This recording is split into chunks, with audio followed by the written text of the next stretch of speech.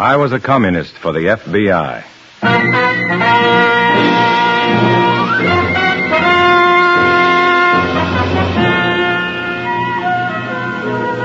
Starring Dana Andrews in an exciting tale of danger and espionage. I was a communist for the FBI.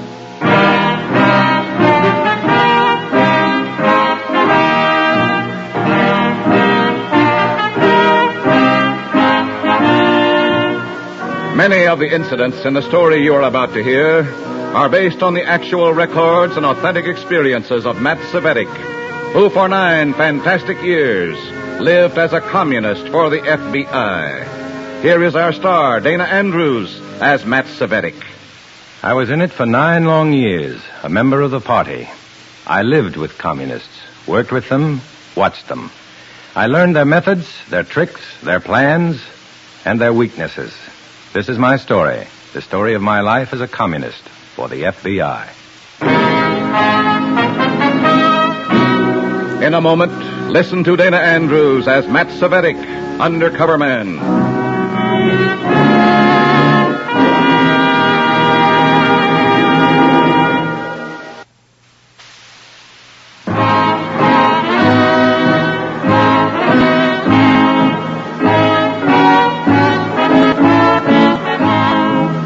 Now here is Dana Andrews as Matt Cvetic, FBI Undercover Man. This story from the confidential file is marked Tight Wire.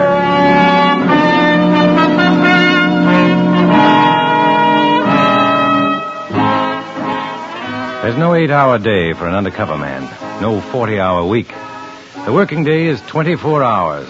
The week is 7 days long. It's not a job, it's a way of life, a tough way, and a dangerous one. You've got to be ready for anything, anytime. Play it tight, and you play it smart, or you're out of the game. And there's only one way out, the hard way. Whenever possible, you plan your schedule to contact the FBI. But they don't have a schedule, of course, so you never know when or how. Taxi, mister? No, thanks. I'm not going far. Taxi's better than walking, though, Mr. Fisher. Oh? Did you say Fisher? Yeah. I was sure I recognized you, Mr. Fisher. Some buddies of mine, a friend of yours. How about a ride? Okay.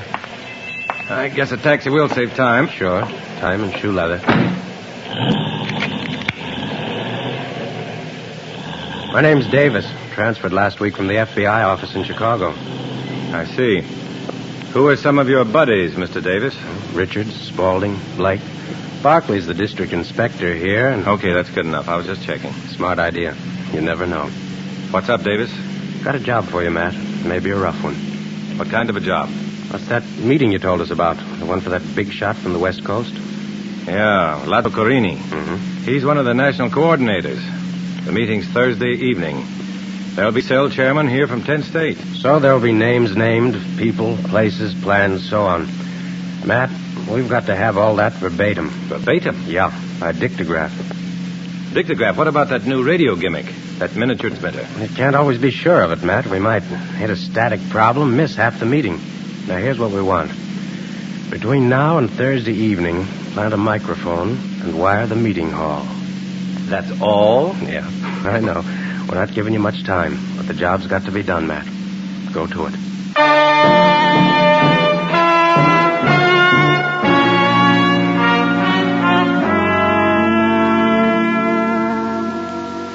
Well, there it was.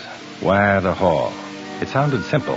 I knew it was going to be one of the toughest jobs I'd ever done for the FBI. The party offices were on the same floor as the hall, and they'd be in use all week. Davis gave me 2 button microphones, 500 feet of bell wire, and his best wishes. It was all up to me.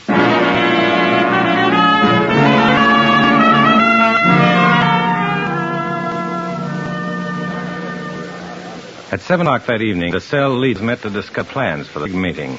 I was present at the table. I had a plan of my own. All right, comrades. Now, we're pretty well lined up on how to handle the delegates from out of town. I don't think there'll be more than 85. You agree, Comrade Mapes? Carl Jones was cell chairman at the time. Definitely, Comrade Jones. 85 is more than safe. Mapes, the local secretary, a transfer from Kansas City. Then we'll plan accordingly. Now, is there anything else we have to work out? Yes, there is, as a matter of fact. Let's talk about security measures. This meeting is big. Agents' names will be mentioned. Our future plans will be discussed. The FBI would love to get in on it. True enough. But unless there's been some new development, I don't see why... There has been a new development. Take a look. What is it? A piece of wire. Where did you get it, Comrade Svetic? In the corridor, a few feet from the door of the hall. Well, my goodness. It was caught between the edge of the rug and the baseboard. I saw it by sheer accident. It's mic wire, all right. I'll bet on it. Then I'd say there's only one answer. The FBI has got in somehow. Yeah, that was my idea. Comrade Svetic, I'd like you to follow this up. All right, comrade? Go over the hall with a fine-tooth comb. Your job is to find a microphone. To it.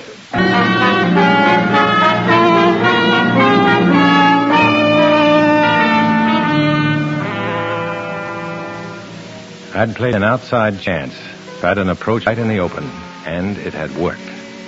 My orders from the FBI were to wire the hall, and my job for the commies was to find the FBI's wire, the same wire I was going to install myself. With a little luck, I might combine the two jobs. But luck was just what I didn't have.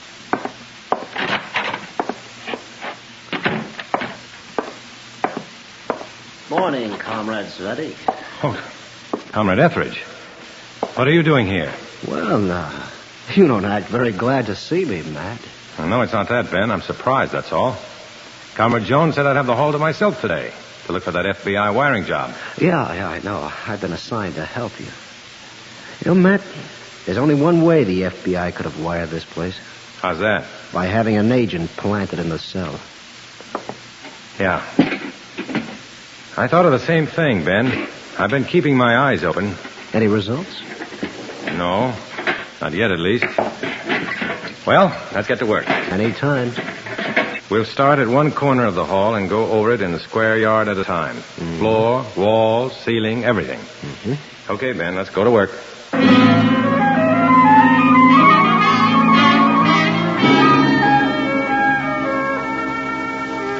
Well, my bright idea was knocked right in the head.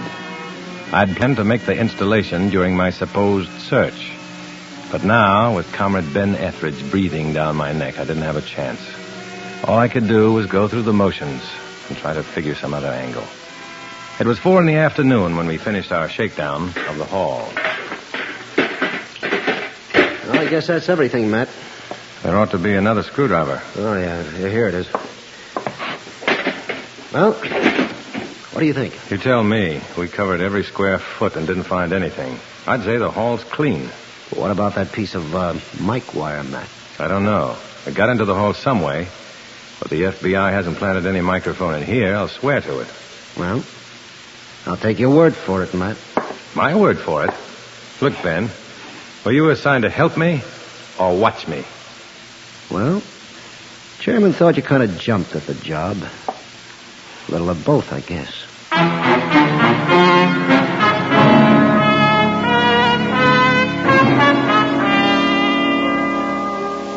So now, added to everything else, the chairman was suspicious. I'd wasted a day, and there was less than 2 more days to go. Dozens of names would be mentioned at the meeting, plans discussed, information the FBI needed badly. That hall had to be wired some way.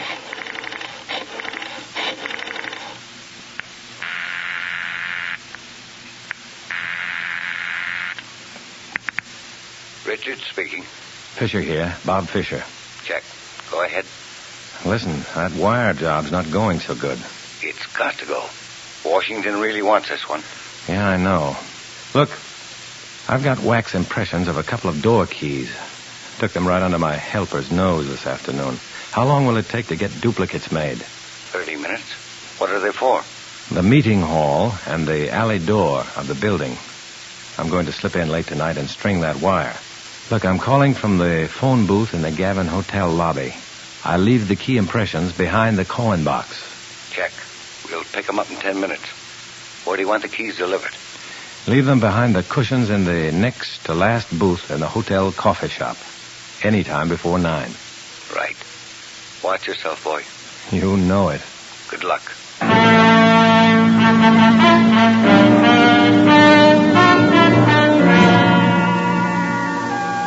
keys were there when I went in at 9 o'clock that evening.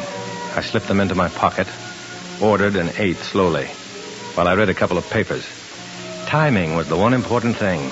I knew that between 10:45 and 10:48, the watchman would be punching the clock on the 7th floor at the far end of the hall. And during those 3 minutes, I had to get in that alley door. The time was 10:47 when I slipped my key into the lock of the alley door.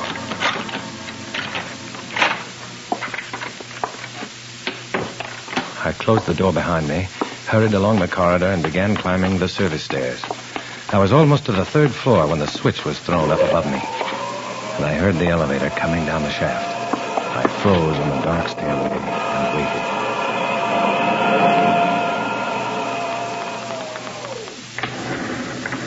Good. The night watchman was back on the 1st floor again, and the coast was clear.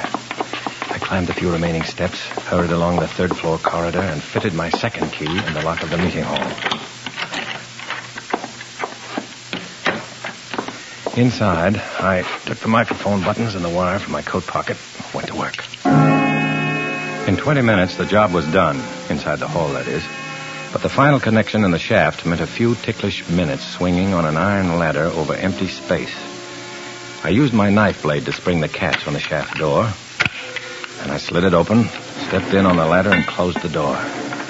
I could see the top of the elevator 3 stories below me, and the height made me sick and dizzy. I worked quickly and had just finished the connection when the elevator started up. There was no space in the shaft for me and the elevator, and no time to get out the door. I did the only thing I could. As the elevator reached me, I stepped onto the top and clung to the cable. We kept going up. 6th floor. 7th. I could see the spinning drums winding the cable above me, coming closer and closer. 8th floor. 1 more to go. The drums were right over my head. I threw myself flat on the top of the elevator. Prayed. When we stopped, I had barely 18 inches clearance.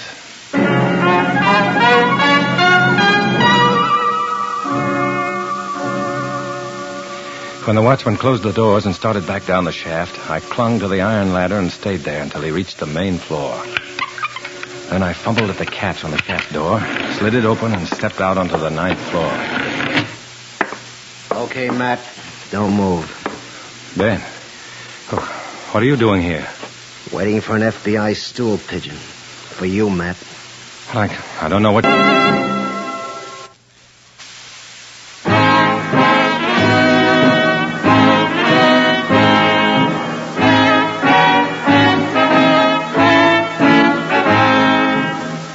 Now back to Dana Andrews, starring as Matt Cvetic in I Was a Communist for the FBI, and the 2nd act of our story.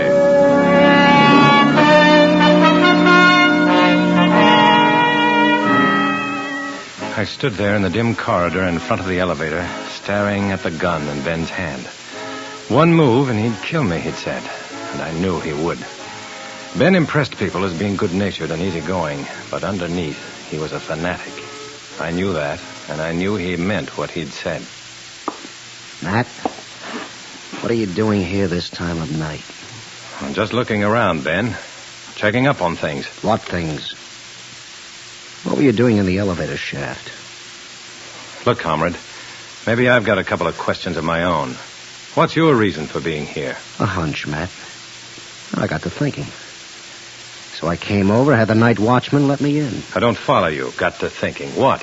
How would be a smart idea for an FBI agent planted in the party to search the hall with a witness and then come back and put in a microphone after the search? I'm afraid that's pretty weak, Ben. Weak? Yeah. I think we'd better talk to the chairman. I'm way ahead of you, Matt. We're going downstairs to the party office. I'm going to phone him and have him come right over. Okay. And don't forget, Matt, the gun's still loaded.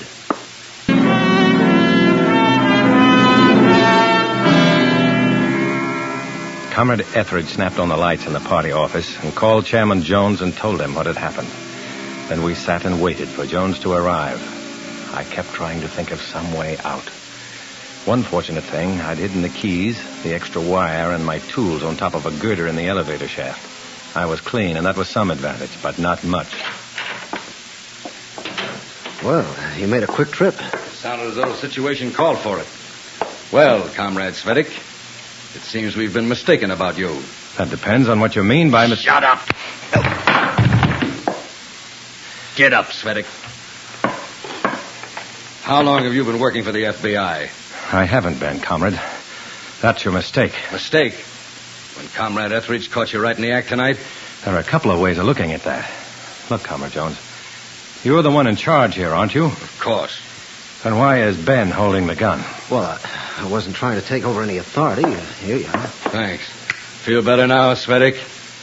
Yes, it was making me nervous having a gun pointed at me by an FBI agent. Oh, no, wait a Ben, minute. you claimed you came here tonight because you suspected me of planting a microphone in the hall.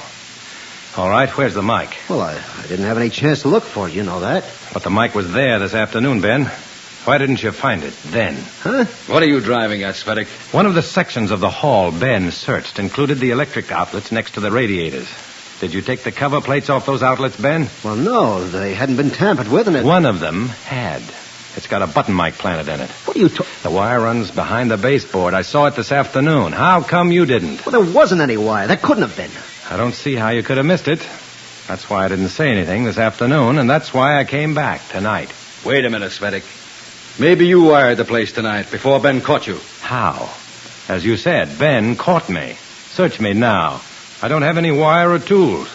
The hall is locked. I don't have a key to it. That's another thing, Svedik. How did you get into the building? Ask the watchman. Watchman, that's a joke. What do you mean? The front door of the building was unlocked tonight, and the watchman was asleep in the lobby. I walked right in past him, and he didn't even move.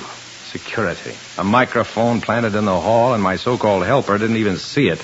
Now, take it easy, comrade. All right, so I'm mad, and I've got a right to be. The party's the biggest thing in my life. I'm giving my life to it. And when things happen like they have today, a helper who's either too stupid or too crooked to see a microphone when he stumbles over it, now, and Matt... a so-called watchman who goes off to sleep and leaves the door of the building wide open, of course I'm mad.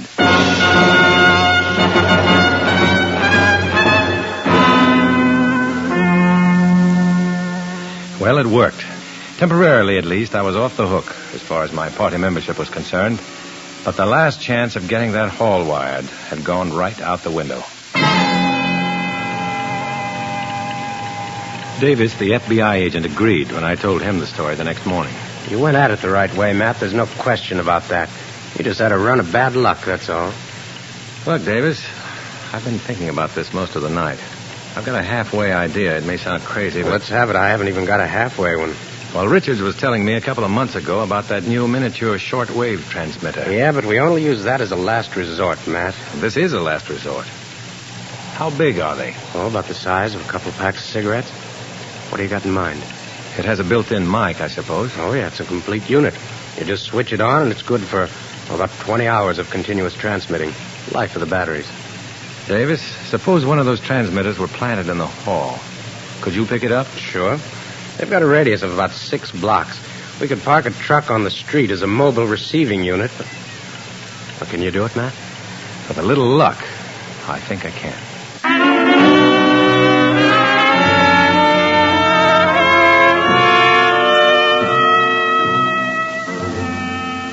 I arrived at the hall at 5 p.m, and I noticed that several baskets of flowers sent by the front organizations had already been delivered and placed on the speaker's table. The basket from my own group, the Pan-Slav Congress, wasn't there yet. Good. So far, the plan was working. Matt. Huh? Oh, hello, Ben. I shouldn't have jumped at conclusions last night, Matt. When I found you here in the building, well, I thought sure. Don't forget it. I was pretty rough on you as far as that's concerned. No, I just followed up. I don't know how I could have missed that mic. It's a matter of training. I remembered later that you said you'd never had... Matt. Yeah, Carl? There's some guy here from the garden florist. Says he's got a flower order for you. Oh, yeah. It's the bouquet for the speaker's table for the Pan-Slav Congress. I'll take care of it. Thanks. You the fellow that ordered the flowers? That's right. Thanks. Just sign here, please. All right. The transmitter's in the basket. It's already turned on. Fine. Good luck. Thanks, Richards. There you are. Thank you, sir. Goodbye. Well, now, you went pretty elaborate on it, didn't you, Matt? 4 dozen roses. Comrade Carini is an important man, Greta. Only the best. They smell wonderful. Those must have been specially selected. That's right. They were.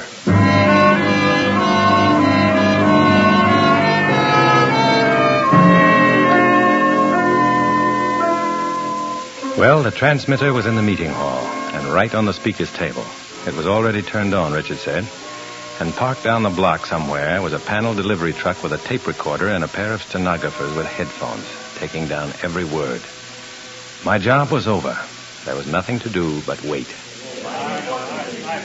Matt, is that microphone you found still hooked up? Yeah, Comrade Jones decided we wouldn't disconnect it until just before the meeting. That way the FBI wouldn't try to plant another one. Good idea. Catch them flat-footed. I wonder how they got in to install it. Well, with that watchman not paying attention to his... Oh, this must be Comrade Carini. I guess so. Carl's bringing him over. Comrade Carini, Comrade Svedik, Comrade? Comrade? and Comrade Etheridge. What is this? Why, they're flowers sent by the various organizations in honor of... I am sorry. What? The honor I appreciate. But the flowers must go. I have the allergy, you understand, the hay fever. I am unable to... I'm sorry, Comrade. I had no idea. Well, we'll have them placed outside in the corridor. Yeah. Matt, would you... Oh, yeah, sure. Ben, you grab a couple of these baskets. I'll take these at the end.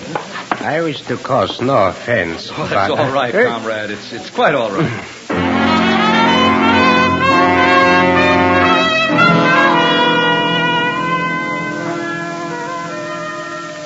Quite all right. As far as I'm concerned, it was quite all wrong.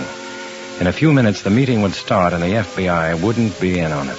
Ben and I carried the flowers out and set them along the corridor. And suddenly I decided to take one last chance.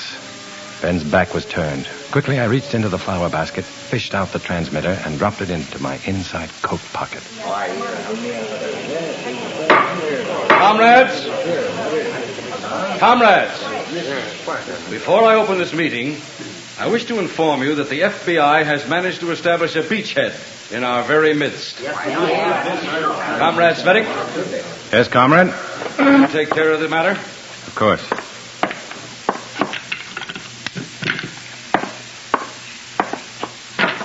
There you are. You see, comrades, a microphone. Right here. The FBI will be most disappointed. And now I wish to present our national coordinator from West Coast headquarters, Comrade Letso Corini.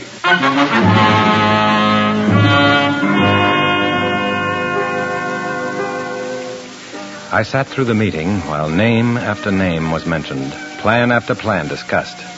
The transmitter sagged my coat pocket, pressed against my chest. I was conscious of it every second, and conscious, too, of what would happen if the commies knew I had it. The only thing I didn't know, was it working all right? Was the stuff going through? Was the FBI getting it? I found out around midnight when I put through a call from the public phone booth. Richard speaking. Fisher here, Bob Fisher. Check. Nice work. Everything come through all right? Perfect. We got every word from start to finish. Good. One thing we couldn't figure, though. Who was beating that drum? Drum? Yeah, it kept up all through the meeting. Sounded like a funeral march. Well, there wasn't any drum that I... Hey, wait a second. I had the transmitter in the inside pocket of my coat, Richards. That drum beating was my heart.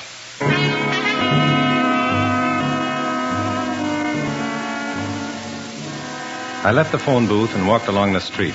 It was after midnight, and the city had gone to bed. And I could hear my footsteps echoing against the dark fronts of the buildings. An hour before, I sat in a hall with 100 people, supposedly my friends, my comrades. And now I'm alone. But I was alone then, too. Because they aren't my comrades. And I have no friends. That's how it is with me. I'm a communist for the FBI. I walk alone.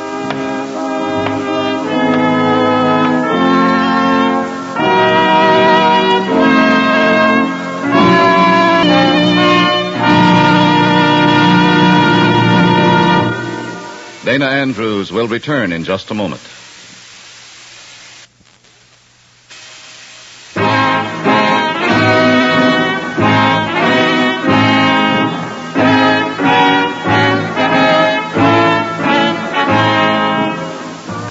Next week, another exciting adventure from Matt Cvetic's official records.